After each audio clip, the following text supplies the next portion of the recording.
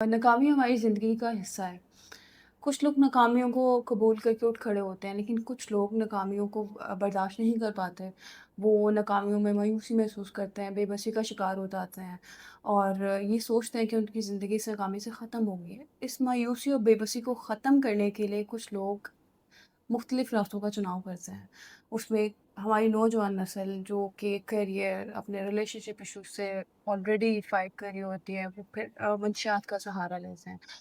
मंशियात उन्हें लगता है कि वक़्ती तौर पर इनके मसाइल का हल है, लेकिन मंशियात असल में आपके दिमाग में ऐसा ऐसा इल्यूज़न क्रिएट करता है, आपको लगता है कि वक़्ती तौर पे आपके मसाइल हल हो गए हैं, लेकिन मंशियात असल में आने वाली ज़िंदगी में आपको ज़हनी और जिस्मानी तौर पे तबाह कर देती है।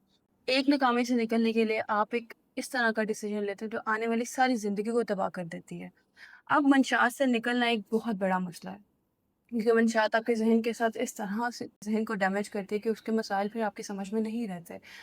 आपको ज़रूरत है कि आप अपनी नाकामियों से लड़ना सीखें, इससे निकलना सीखें, ना कि इस तरह के रास्तों का चुनाव करें जो आपको आने वाली ज़िंदगी में मज़ीद तबाह करें। आप इसमें अपनी नाकामियों को कबूल करके आगे बढ़ना सीख सकते हैं। आप लोगों का मशवरा ले सकते हैं, अपने रिलेटिव्स का, आप किसी साइकोलॉजिस्ट से भी राब्ता कर सकते हैं। वो आपको सिखाएगा कि आप इस नाकामी को कबूल करके आगे कैसे बढ़ें।